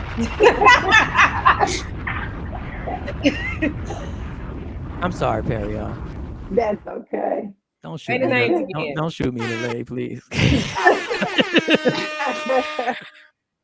Shawnee Scott, J Black, Sexy Mo, and our very special guest, Perrion Roberts. Please make sure y'all give I'll give a round of applause. And we out. Yeah. Michael Shawn and the Takeover Legends, where the truth hurts, but also